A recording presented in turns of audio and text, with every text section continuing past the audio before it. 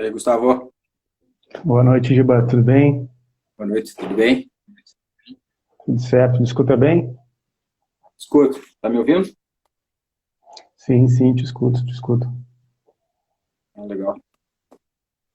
Dá um tempinho aí, então, pra galera Sim, pegar sim, sim. esse novo formato aí, experimentando. Uma nova forma de bater um papo aí envolvendo ciências sociais, nossos tempos, Covid-19 e outras tantas coisas, né? É, uma nova forma de se aproximar aí nesse momento também, né? Sim, sim. Estou vendo aqui muitos alunos entrando, alguns familiares, enfim, Pois é, ex-alunos. tô indo aí. Legal, sejam bem-vindos. Satisfação. E ó, o Eduardo aí, De- legal. Um desa- um desafio, na verdade, né, Giba, pensar todo esse contexto que a gente vive, que não se reduz ao Covid-19, penso eu, né, e é, pensar como as ciências sociais podem, podem ajudar um pouco a pensar toda essa realidade, né, um desafio pensar isso, né, porque bater esse papo são algumas horas lendo, algumas horas conversando com o próprio pensamento Sim, para ver o que que a gente pode falar para esses alunos, ex-alunos, amigos e outras tantas pessoas, né, que tem aí. sim, até uma coisa que, quando a gente conversou pela primeira vez e a gente chegou no tema ali, né, de a gente debater, o título da live, depois eu fiquei pensando assim, poxa, a gente foi um pouco pretencioso, né? A abrangência, É, né, do tamanho do tema com a proporção de tudo aquilo que a gente vive hoje, assim, mesmo se a gente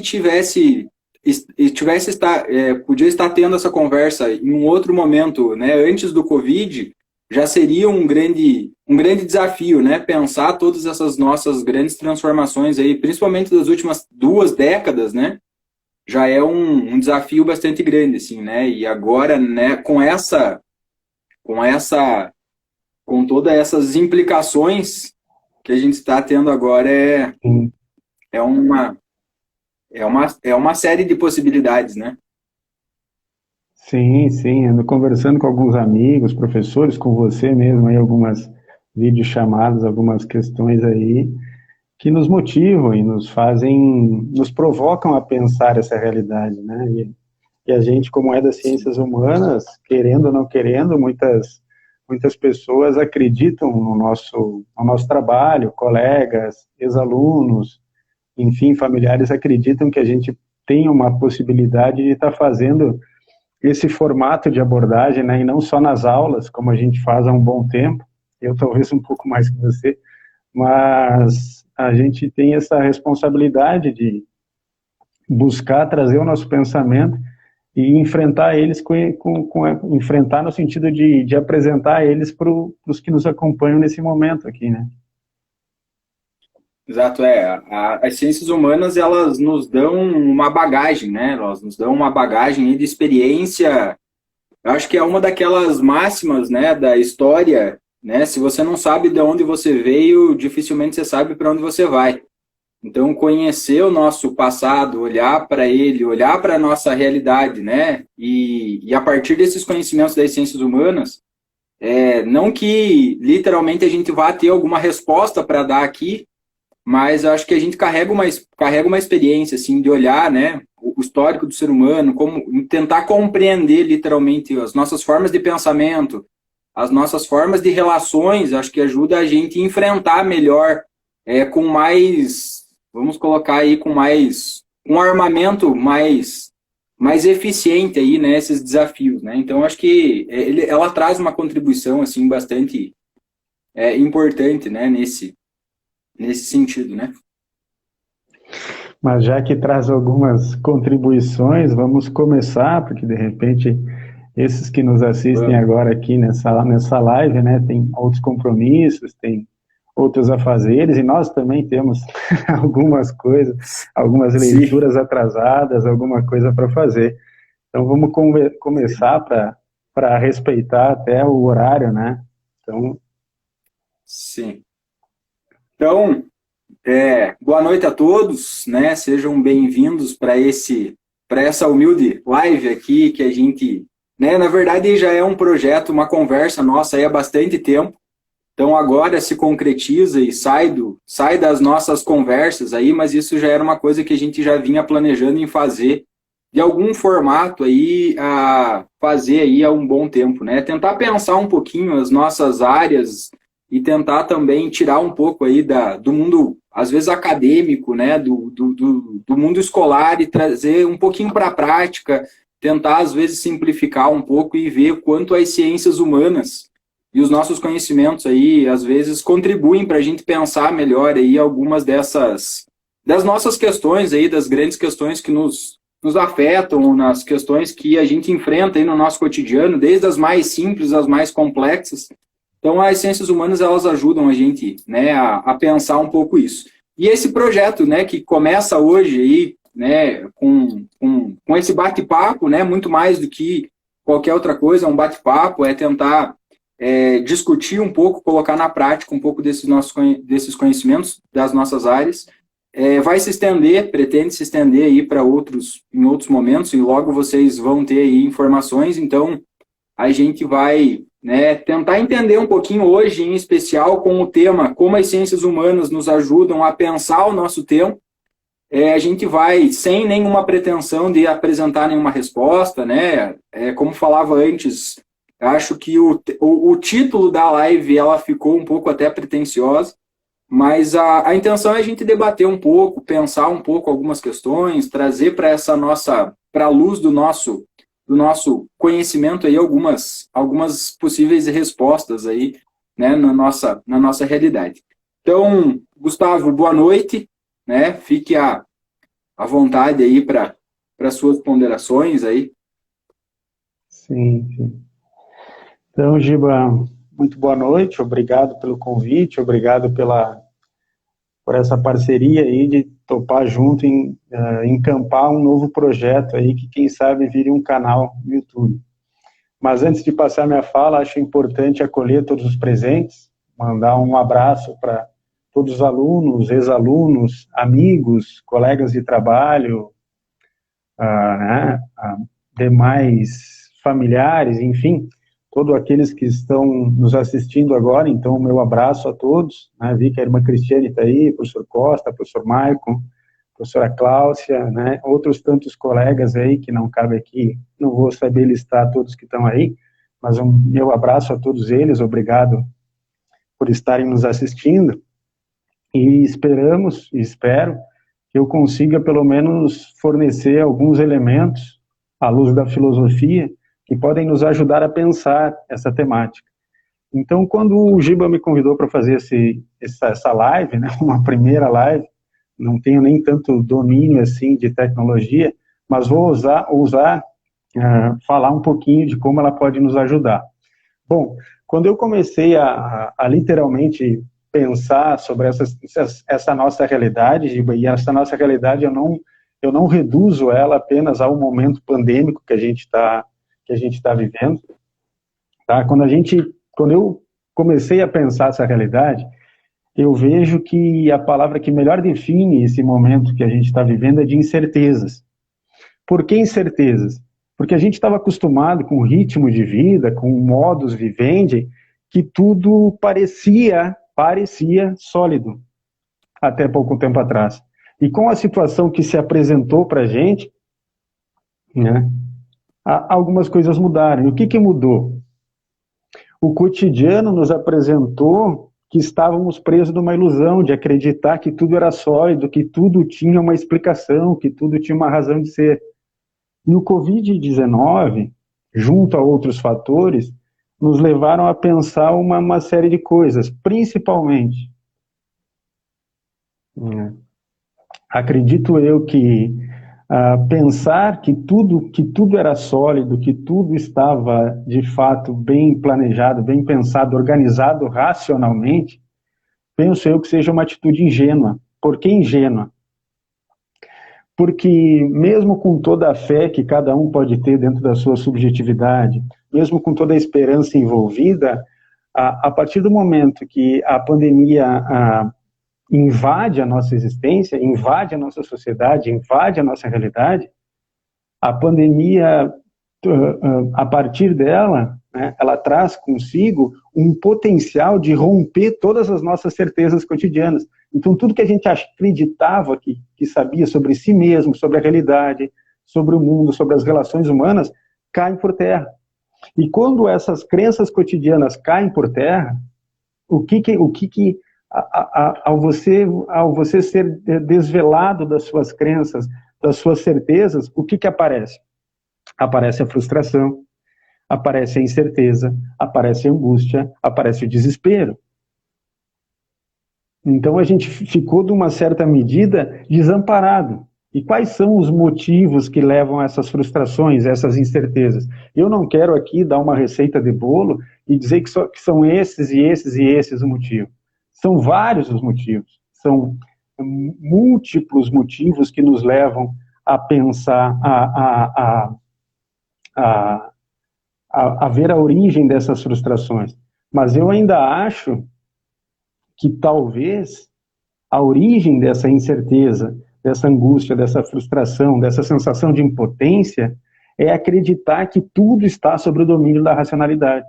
É acreditar que tudo está, toda a realidade mundana, as minhas ações, o contexto que eu estou inserido, tudo faz parte de uma harmonia racional.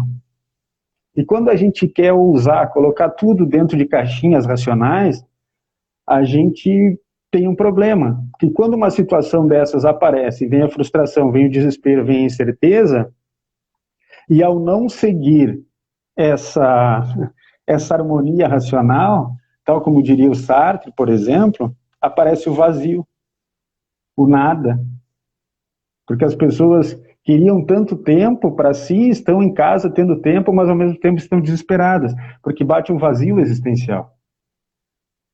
Porque a gente está marcado por essa angústia, esse desespero, essa incerteza.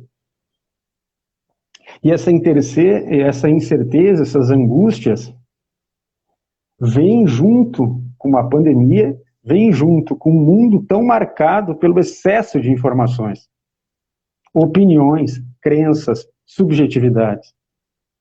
Só que veio a pandemia, veio o isolamento social, vem todas as transformações que essa realidade pandêmica nos trouxe, e logo no início, lá em março, que foi quando nos afetou, aqui em Francisco Beltrão, pelo menos, em outras cidades pode ter sido antes, mas quando chegou essa situação dada para nós, nas primeiras semanas era um silêncio, porque ninguém tinha uma resposta para essa realidade, ou seja, como é que eu vou pensar esse nosso tempo diante dessa situação pandêmica?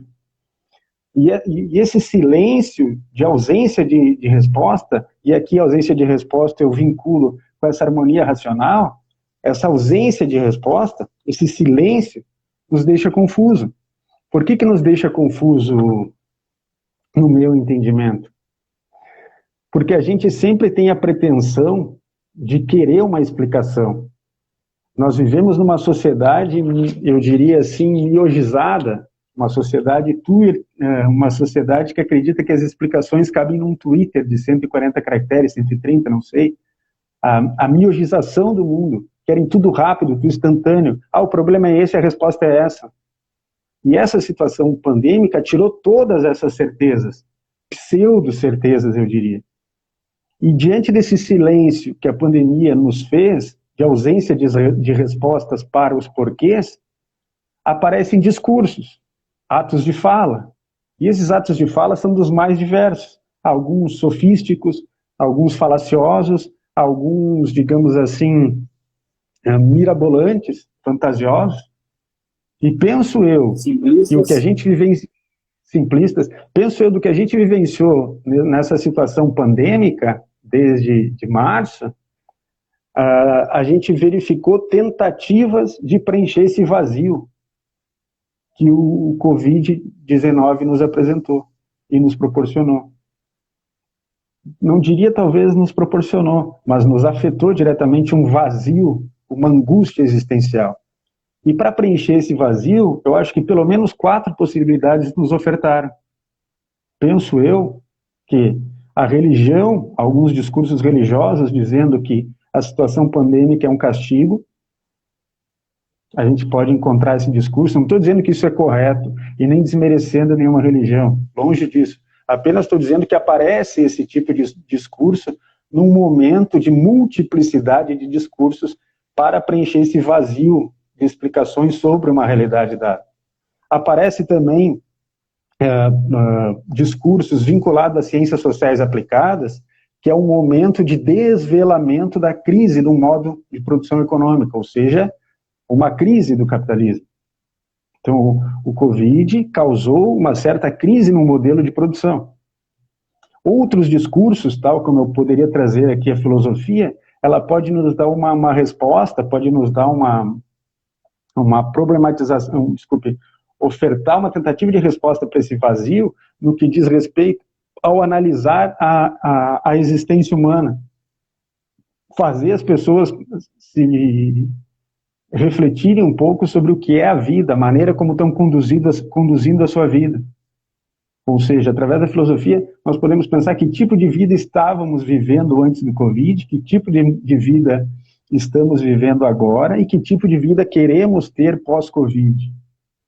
A filosofia pode ajudar nessa questão existencial. Pessoas trouxeram essa linhagem de raciocínio, essa linha de condução de pensamento através da filosofia. E, por fim, eu diria que tem uma tentativa de preenchimento do vazio do senso comum, aquela teoria da conspiração, aquela paranoia que tudo faz parte de uma guerra, que não sei o quê, que alguém quer desmantelar a Europa, desmantelar os Estados Unidos, não sei o quê, não sei o quê. Por hora, eu acho que essa teoria conspiratória ainda não se sustenta de uma maneira consistente. Eu acho um pouco de ilusão pensar isso nesse contexto. Mas o que essas 4 possibilidades têm em comum? Todas têm em comum a tentativa de condensar, de nomear, de voltar à caixinha da racionalidade, à caixinha do ordenamento racional. Todas elas tentam dar uma justificativa para o que está acontecendo na realidade dos nossos tempos. Né? E nessa tentativa de nomear, condensar, explicar a realidade do nosso tempo, à luz aqui nós estamos fazendo não de um ponto de vista científico, mas das ciências sociais, né? Podemos tomar então, dado essas 4 questões que eu falei, nós podemos tomar o Covid-19, a pandemia, como um objeto de estudo para tentar fazer a leitura do nosso tempo, fazer a releitura da nossa realidade. E ao tomar o Covid-19, a pandemia, como objeto de estudo para pensar a realidade, e pensar a realidade brasileira aqui, tá? Uma das primeiras coisas que eu particularmente penso é que tomar o Covid-19 enquanto objeto de estudo para entendimento da nossa realidade brasileira não tem como ter outra questão que venha à tona a não ser a fragilidade da realidade social brasileira. E por que fragilidade? Quando a pandemia veio, afetou monstruosamente o nosso país, 110 mil mortes ou mais, né? Quando a gente vê isso, e não somente vê isso, vê a realidade do nosso país, vê a questão da materialidade da nossa realidade, a gente percebe o quanto o nosso país tem uma alta taxa de exclusão social, uma alta taxa de desigualdade, e muitos profissionais, que estão, não diria profissionais, perdão, diria aqueles gestores que estão no poder, né, como diria a significação de política, política é o destino de gerir, administrar o destino da polis, aqueles que têm que tomar decisões para gerir o Estado diante da pandemia, não tomaram boas decisões. Então não teve uma boa gestão. E essa ausência de boa gestão faz um desvelamento da realidade material brasileira. E essa realidade material brasileira, a gente tem que pensar ela à luz da escravidão, do latifúndio, da desigualdade, né, do patriarcado. Foi assim que a nossa sociedade foi moldada. E pensar na realidade brasileira, você tem que trazer esses elementos. Não tem como a gente pensar o nosso tempo sem as condições materiais pelo qual essa sociedade foi erguida e foi construída, foi fundada. Então nós temos vários problemas desvelados pelo Covid, que talvez algumas pessoas nunca quiseram ver, nunca quiseram perceber e ainda não querem ver.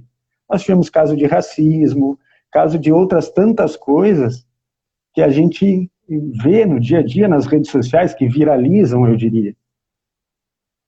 Certo? Mas existe uma linha de esperança, em certo sentido, sim, eu diria. Porque nós temos que pensar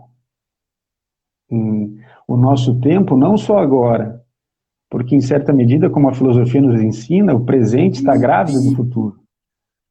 Né? Então, nessa medida, temos que pensar que tipo de pessoas podemos ser, ou de que tipo de existência podemos construir de nós mesmos e daqueles que estão próximos a nós, levando em consideração o meu desejo de ter empatia pelo próximo, de ter humanidade, de ter um pensamento coletivo, e de saber que a gente está numa coletividade, sim, mas que nós não estamos no mesmo barco.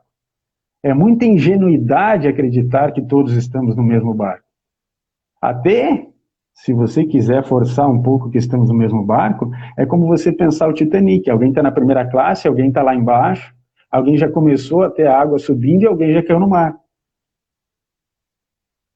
Entendeu? Mas dizer que está todo mundo no mesmo barco é uma ingenuidade muito grande, você pensar a realidade no nosso tempo e dizer que está todo mundo no mesmo barco. Porque daí a gente pode ver um pouco do que o Chomsky nos ensina no livro O Lucro às Pessoas. Né? O que é mais importante? Qual uma decisão moral a ser feita nesse sentido aí de o lucro às pessoas? E ainda tomando o Covid como objeto de estudo, nós podemos e temos que pensar e examinar as transformações sociais que isso está nos mostrando e que isso vai gerar, e o impacto na saúde mental. A questão mental, para mim, é muito forte. Tem vários colegas aí que estão nos assistindo que partilhamos algumas angústias existenciais no que diz respeito à saúde mental nesse período pandêmico. Talvez aqui remontando a Sócrates, né? Conhece-te a ti mesmo, conversando com os próprios pensamentos durante a pandemia, muitas pessoas podem ter descoberto um eu que não sabiam que existia dentro do teu eu. Seria um não eu dentro do próprio eu, um eu que você não sabia que existia dentro de você. E outra coisa que eu considero importante é também quando a gente toma o Covid-19 enquanto objeto de estudo para pensar a realidade que estamos, nós temos que compreender que isso trouxe à baila, acentuou a vulnerabilidade de vários grupos sociais diante da realidade pandêmica. Problema de desemprego, problema de renda, problema de saneamento básico, coisas que você, né, da área da sociologia e da história, sabe muito melhor que eu. Então, o Covid-19, como diria o Russell, desvelou, né, a realidade. Certo? E fechando a minha abordagem, eu diria que o Covid-19, tomado como objeto de estudo para pensar a nossa realidade, me leva a pensar a realidade em 3 dimensões. E essas 3 dimensões, talvez aqui, desculpe a galera que está nos assistindo hoje, mas eu não tenho a resposta pronta para essas 3 dimensões. Só vou trazer umas provocações que eu acho, considero, subjetivamente, ainda preciso estudar um pouco melhor, se faz sentido teórico ou não esse meu entendimento de pensar 3 dimensões para pensar o Covid. A primeira dimensão que eu acho é pensar a dimensão social. entender a realidade social brasileira é entender como ela foi construída. Entender como ela foi construída, que ela foi construída à luz do trabalho escravo, do latifúndio, da exploração, do patriarcado, e toda essa discussão que a história nos mostra. E quando a gente vira as costas para a nossa história, a gente tem um problema. Não que os eventos históricos vão se repetir da mesma forma, mas acho que a gente tem que ter um enorme conhecimento histórico, porque os acontecimentos históricos nos ensinam algo, nos mostram algo. Então, acho que a gente tem que buscar um entendimento da realidade que nos cerca, das condições materiais de construção da nossa realidade, e assim podemos perceber e desvelar o quão desigual é a nossa sociedade. É só você buscar números que a gente vê como a nossa realidade é desigual. E entender essa realidade social é mostrar que um vírus que é invisível, que é o nosso o inimigo, vamos dizer assim, inimigo, que é invisível, e isso nos deixa mais apavorado, eu acho, porque esse vírus é invisível, mas ao mesmo tempo ele tornou visível e acentuou inúmeros problemas da sociedade brasileira. Então veja que paradoxo, né? Essa questão do vírus invisível faz nos desvelar, nos mostra, nos joga na cara a visibilidade de problemas sociais brasileiros. E não só isso, a incompetência e a impotência dos gestores de tomar boas decisões no combate à pandemia. Uma outra dimensão que eu diria é a dimensão ecológica. Porque nós temos que pensar um novo modelo ético de relação com a natureza, relação com o outro. Nós temos que pensar uma nova forma do homem se posicionar na realidade. E quando eu penso essa questão ecológica, essa dimensão ecológica, eu estou falando do lugar do homem no ambiente que ele vive. E nós temos que repensar o nosso jeito de estar no meio ambiente. E repensando o nosso jeito de estar no meio ambiente, aí eu vou para a última dimensão, e encerro aqui essa minha provocação, é a dimensão individual. Por que dimensão individual? Porque aqui eu tenho que pensar a relação vida-morte. E como essa pandemia nos trouxe o medo da morte. Então nós temos que pensar essa relação vida e morte.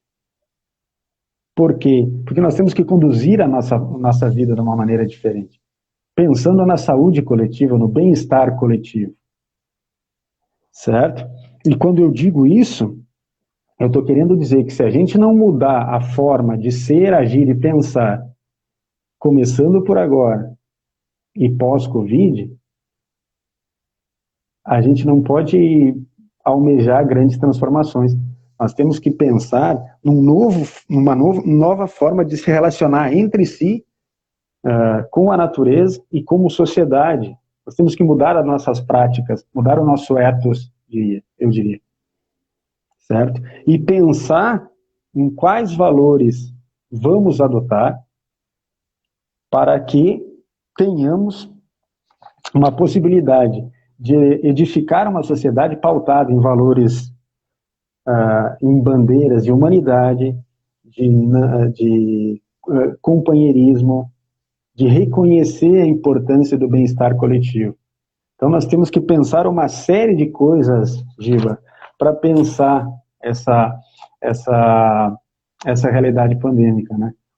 Alguns por hora podem estar mais pessimistas, outros podem estar mais otimistas, mas eu acho que nós temos que ter um certo otimismo que as coisas sim vão mudar, mas vão mudar se você buscar mudar dentro de si, mudar aquilo que está próximo a você, e aí a gente tem uma mudança social significativa, não acreditando que, por exemplo,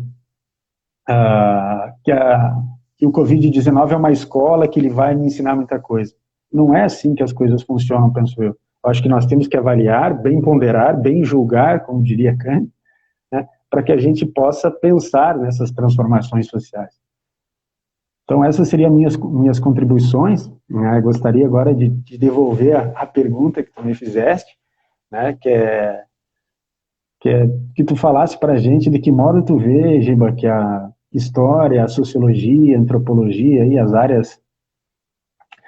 áreas que você se dedica ao longo tempo, né? De que modo você vê que essas áreas podem nos ajudar a pensar a nossa realidade social? Olha, Gustavo, todas essas as implicações, essas suas provocações, elas provocam uma grande reflexão, né? E a gente que olha aí para as ciências humanas, de uma forma geral, para o ser humano, para as relações sociais aí há um bom tempo, às vezes a gente se sente incomodado, né, com essa questão. E eu acho que, enquanto sociedade, eu acho que nós temos uma grande dívida com as ciências humanas, né? Então, eu acho que primeiro a gente levanta o pensar as ciências humanas na nossa realidade, levando em consideração todas essas desigualdades que, em alguns pontos, tu levantou, fazer com que a gente olhe e entenda, né, essa dívida, né? Então, primeiro, o poder que as ciências humanas têm de fazer essa reflexão, né? Então, por que nós temos uma... E não é no sentido de estar doído, né? Porque nós temos uma carga horária de aula menor do que outras disciplinas, né? Acredito muito que todas as ciências, elas contribuem para a formação do ser humano, né? Mas as ciências humanas, de forma geral, ela produz justamente aquilo que tu colocou, que tu pontua no final, né? Que é esta formação do ser humano na sua essência mesmo, né? De a gente se perguntar justamente qual é a nossa relação no sentido coletivo, qual é a nossa relação com o nosso meio, né? Qual é a nossa relação com o todo, né? E nós precisamos nos preocupar e questionar isso, né? Porque nós, literalmente, eu percebo que a gente mecanizou a sociedade, mecanizou assim no sentido de provocar grandes desumanidades hoje. Talvez isso é uma coisa que me incomoda muito, assim, particularmente me deixa bastante triste, é justamente essa desumanização, né? A gente vê aí situações, e aí a gente chega a extremos, né? Como a gente viu essa semana aí aquele senhor que faleceu dentro do supermercado lá no Recife, que eles colocaram lá os guarda-sóis, taparam lá, como se nada tivesse acontecido, né? Como se, né, o importante é manter a lógica da economia, manter funcionando, e aí a gente traz isso para a pandemia. Aí você tem aí 114, quase 115 mil mortos, onde são só apenas números, né? Onde a economia fala mais alto, onde é mais importante manter a atividade econômica, é manter o negócio funcionando, e as pessoas, né, acabam se deixando de lado. Então, acho que hoje o Covid e essa situação da pandemia, ele escancarou e ele deixou muito claro algo que talvez a gente já venha falando e a gente já venha debatendo e tentando mostrar por uma série de possibilidades, uma série de acontecimentos históricos aí, né? Tu começou falando sobre a liquidez da sociedade, né? Dessa incerteza, né? O quanto tempo a gente já vem falando, né? Que a sociedade ela vem perdendo aquela solidez, vem marcando essa liquidez, onde tudo se desmancha, né? E o Bauman, em especial, é um cara bastante pessimista, inclusive, a respeito disso, né? Um dos principais, talvez um dos mais conhecidos autores nessa perspectiva, e ele é bastante pessimista nessa perspectiva, né? Do problema disso, né? De o quanto a nossa sociedade hoje vive essa incerteza, e essa incerteza traz uma sociedade cada vez mais ansiosa, cada vez mais infeliz, tanto é que é só a gente olhar para as estatísticas. E uma coisa que às vezes as pessoas não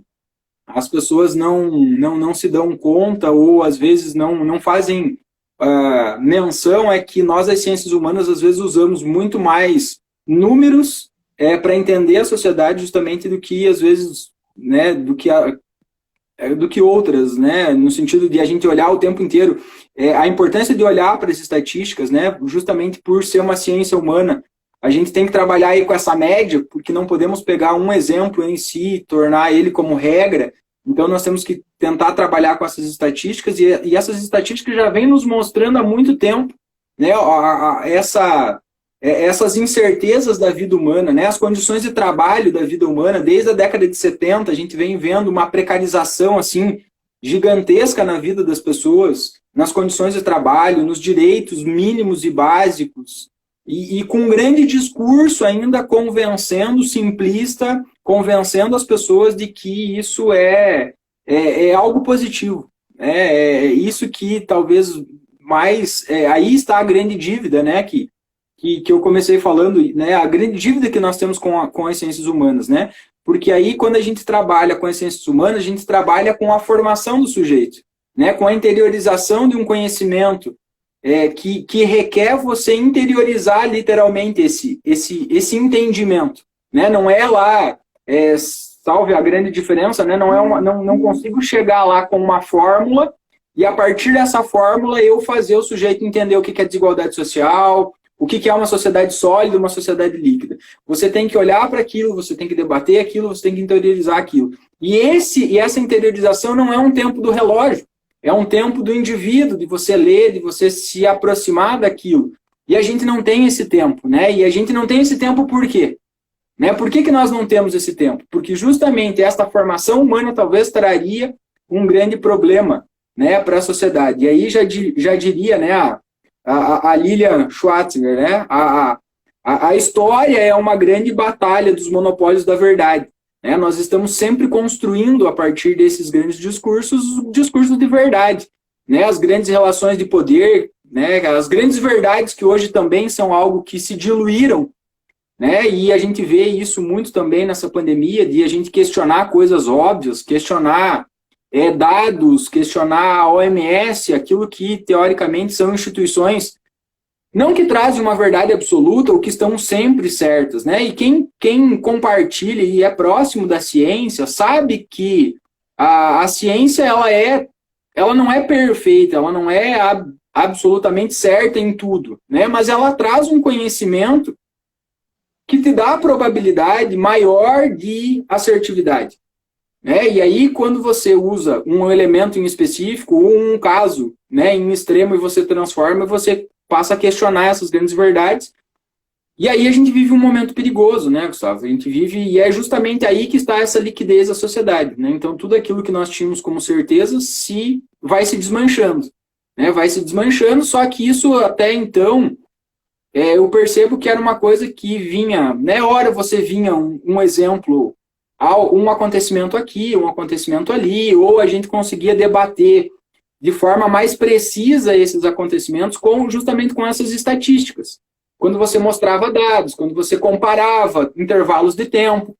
Só que esta pandemia, ela chegou e ela arrasou, né? Ela jogou tudo para cima, né? E acho que, infelizmente, dizer isso, né, dói, mas o que você quer mais de democrático que essa pandemia? Porque a pandemia, a doença, ela não levou em consideração classe social, cor, gênero, nada, absolutamente nada. Ela foi absolutamente justa com todos. Mas o tratamento dela, o recurso em você conseguir se salvar dela não é justo. Então, como você falou, estamos na mesma tempestade, mas não estamos no mesmo barco. Cada um está com o seu barco, e aí agora vem todo um erro histórico nosso de não reconhecer, de não discutir alguns temas. E agora eles batem a nossa porta com uma violência absurdamente grande, aonde aqueles discursos simplistas não vão resolver, não vão dar cabo de resolver, nunca deram, na verdade, né? Quando a gente olha aí, os discursos simplistas, eles nunca deram cabo de resolver as nossas situações, né? Olhar para a sociedade é muito mais complexo do que a gente imagina, é muito mais difícil do que a gente imagina, porque você envolve relações sociais, você envolve relações econômicas, relações de poder, e resolver as nossas situações politicamente, elas não são muito fáceis, elas não são rápidas, né? As pessoas acham, né, agora estamos aí às vésperas de eleições municipais, e as pessoas acham que vem candidato aí com discursos inovadores, né, mágicos, de resolver situações, e na verdade não são essas, não é essa a realidade, né? A realidade de você mexer com uma estrutura social, com uma estrutura política, requer tempo, requer trabalho, requer continuidade, e a gente não vê isso, né, na sociedade. E eu acho que aí também está outra consequência dessa dívida com as ciências humanas, o fato de nós não termos espaço para discutir as nossas questões históricas, as nossas questões sociais, e aí vem, né, apresenta-se com uma enxurrada, assim, de impacto, assim, bem significativo, né? E aí, esse momento, né, do Covid desencadeou justamente, ou fez aparecer justamente toda essa desigualdade, né? Tem um número que me chamou muito a atenção, né, e eu indico aí o último antes eu citei a Lilian Schwartzberg, o último livro dela sobre o autoritarismo no Brasil, sobre o autoritarismo brasileiro, é bastante emblemático, assim, que inclusive eu colocaria entre aquelas leituras fundamentais para entender o nosso país, eu colocaria este livro na lista. E ela faz um apanhado assim de alguns dos nossos problemas sociais, de alguns dos nossos problemas estruturais, assim, de uma maneira muito brilhante. E um dado que ela coloca, entre tantos outros, que me chama muita atenção, é que nas eleições de 2018, nós tivemos dos 513 deputados, 178 deputados eleitos que tinham um parente de primeiro grau dentro do poder legislativo e executivo brasileiro. Então, nós temos aí o que ela chama no livro de bancada do parente, né? Mas isso eu estou falando só de primeiro grau, né? Fora os de segundo grau, fora os de um pouco mais distante, assim. Então, aí você percebe que, historicamente, essa desigualdade social no Brasil fez ou se perpetuou politicamente, por exemplo, num projeto onde famílias tradicionais transformaram o poder político em um negócio de família, né? Você tem aí Ronaldo Caiado, governador de Goiás. A família dele está mais de 100 anos no poder, né? Então, entre tantos outros exemplos, aqui no Brasil nós temos a família Richa, a família Neves, o Sarney. Então, essa galera se perpetua lá. Então, aí a gente se pergunta, né? Como que a gente chegou nessa situação? Olha para trás. Olha lá atrás e vê essa construção. Só que qual é a grande dificuldade que as pessoas têm de encarar e reconhecer isso? É que é um processo muito lento. É um processo aí muito lento, né, que não é percebido a olho nu. Né? E aí, quando você não tem um espaço de debate, de conhecimento sobre a tua própria realidade, né, faz com que a gente acabe caindo em discursos, de uma forma geral, em discursos simples, de falsas promessas, de que as coisas vão se resolver fácil, que todo mundo, né, porque todo almoço de família tem aquele tio que senta na mesa e sabe resolver todos os problemas, né? Então, esses são os discursos que, infelizmente, a gente vê aí na TV, a gente vê nos debates políticos. Então, entender um pouco, né, racionalizar as nossas relações, deixar de lado, às vezes, sentimentos, algumas questões até de valores, sejam religiosos, sejam algumas coisas, para olhar de forma mais racional mesmo, de olhar de forma mais clara para a sociedade, fundamental. Que também tem a questão das bolhas sociais, né? Eu só vou conversar com quem pensa igual a mim. Eu só vou ter na minha rede social quem segue a mesma linha ideológica que eu. Então, nós caímos numa polarização política no Brasil, ou que você é A ou que você é B. E eu não falo com quem é A. Então, aí tem todo um problema. E um problema que vem amarrado a isso, penso eu, posso estar errado, é o discurso da negação da política. Que política não se discute, que política não se debate, que política é uma atividade específica de certos profissionais que ocupam o poder político, o legislativo e o executivo. Então, não se debate política, mas se a gente tomar como viés a perspectiva, se a gente tomar como linha de interpretação Aristóteles, que somos seres naturalmente políticos, a política ela nasce na Grécia a partir do debate, da argumentação, claro. Aqui não vou entrar no mérito de quem fazia a política lá naquele tempo, mas a política tem que ser debatida. A política tem que ser contextualizada, tem que ser problematizada, né? E nós fazemos política o tempo inteiro. Nós fazemos política em casa, nós fazemos política com os nossos pais, no trabalho. O tempo inteiro nós estamos fazendo aquilo que, de uma forma bem mal vista, o toma lá da cá. O toma lá da cá é política. Eu faço aqui, eu cedo ali. A concessão a gente faz no nosso dia a dia, é assim que se dá lá em cima nos processos políticos, né? Então, acho que isso é algo que a gente teria que justamente tirar das sombras e tirar essa ideia negativa da política, justamente para que toda vez que eu abro mão de decidir o meu futuro por mim, eu relego ele a outro que vai decidir a partir dos seus interesses, né? Aí a gente olha para o nosso... Vamos pensar o conceito de Estado, que inclusive nós falávamos isso hoje, né? É o conceito... Quem é o Estado? O que é o Estado? O Estado somos nós. O Estado, ele não é uma força autônoma, ele não é uma força que tem um poder próprio. O Estado ele se materializa, ele acontece a partir de pessoas que estão por trás dele, de um poder executivo, legislativo, judiciário. Então aí está o poder que tem o nosso voto, o efeito que tem o nosso voto, né? O de escolher as pessoas. E não é só ir votar. O processo político não é só aquele do calendário eleitoral de cada 2 anos, lá em outubro, né? Esse ano agora vai ser em novembro, mas ir lá e votar e executar o meu voto. Não, é eu acompanhar, é eu saber. Uma coisa que também me chama muito a atenção e que isso explica muito, né? Algumas informações que ajudam a gente materializar esse entendimento dessas questões, né? Você pega, em 2018 nós tivemos eleições, em janeiro de 2019, 70% das pessoas não lembravam mais em quem tinham votado para deputado, para senador. Então isso é assustador. Então, peraí, nem começou o mandato, eu não sei quem é o meu deputado. E não é no sentido de saber para mim ir lá pedir alguma coisa, mas é para mim acompanhar. Aí aqui 4 anos esse cara não fez nada, ele aparece de novo com uma força de propaganda gigantesca e ele vai convencer as mesmas pessoas a votar.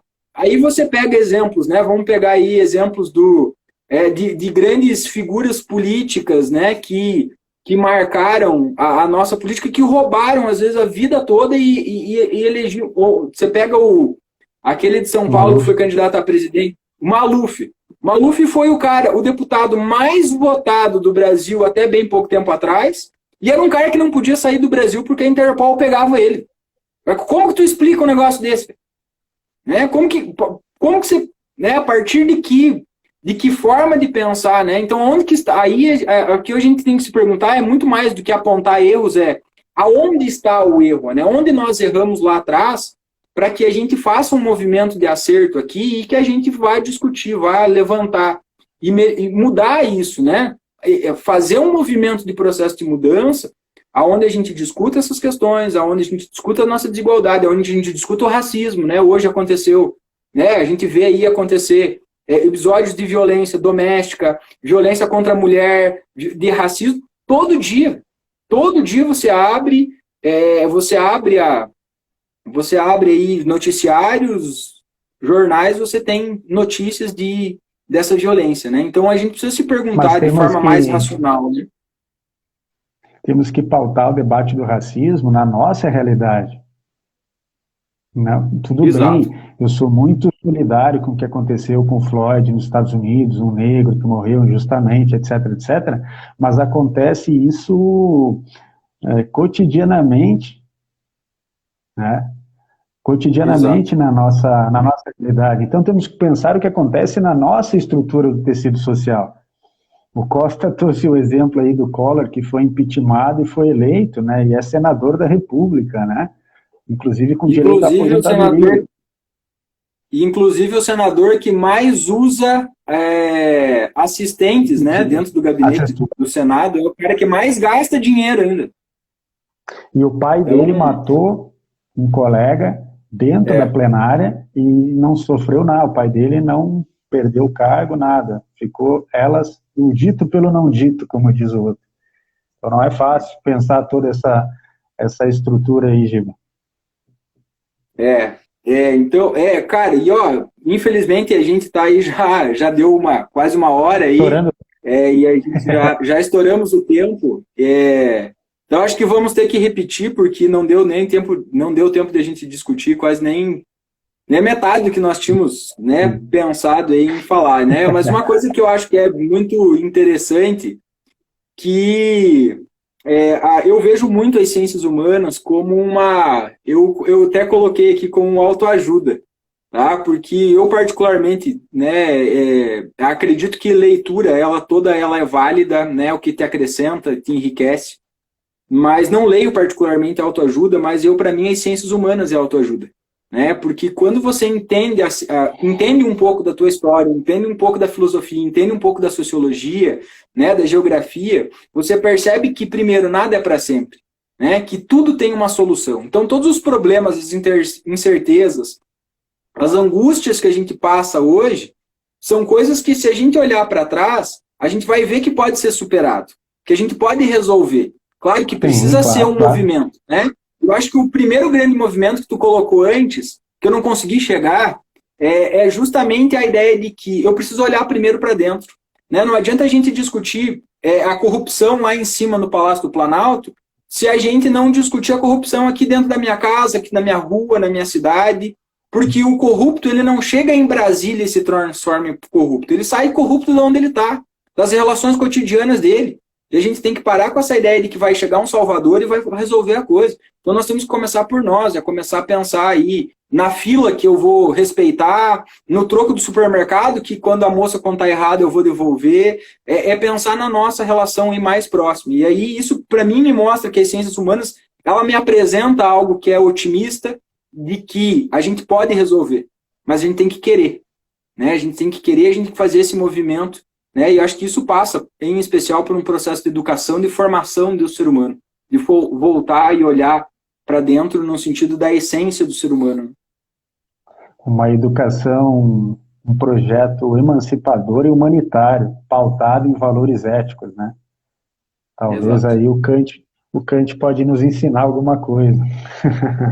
Estou brincando agora. Eu tinha separado aqui. Separou o Kant, eu separei Foucault.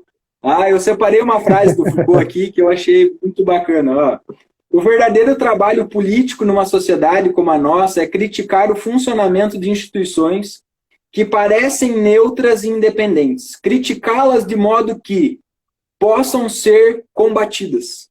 Né? Acho que aquela essência da relação de poder do Foucault, de a gente ser combativo, né? No sentido de proporcionar e buscar a liberdade e evitar aquilo que o Foucault talvez mais temia ao longo do trabalho dele, que é o fascismo, né? O fascismo sim. Em todas as suas fontes, e que a gente produz uma sociedade. Nós ficamos, nós dois, debatendo, ninguém participou, vi que o Costa participou, outros alunos aí, familiares, enfim.